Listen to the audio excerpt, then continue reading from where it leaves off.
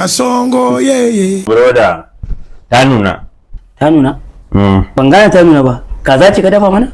Ha. Ba kai ka ce in sata a shinkafa ba, tana ciki.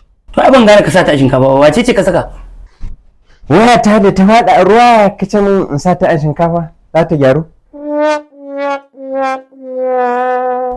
Waya, ni na ce ka dafa. Cewa ne ka sa ta a shinkafa, ɗanyen shinkafa za ka buɗe. Wannan, ka ce min ɗanye? To ni na ce maka dafaffiya?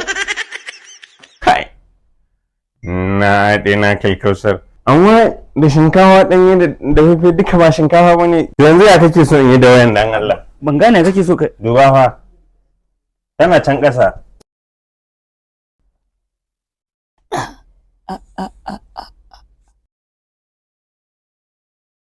Wannan ta dahu.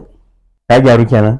Ka gama dafa waya ka ce waya ta gyaru? Amma ka ce shinkafa zai tsame ruwa. Awa uku fa tana ciki fa tana tafasa fa. To kai da aka ce ka sa a zuƙe ruwan kai sai ka ƙara mata ruwa kuma awa uku.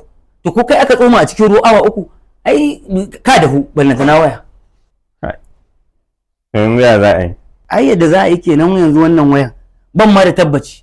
Bari in samu abin cirewa in gani kila ma layin ma yanar ke in bai nake ba kaga iya layin zan baka shine zai maka amfani. Kuma gashi abincin ma na ji yana warin batir. To ba dole warin batir ba ka dafa waya. Ruwan batir din ne ya tsiyaye a ciki.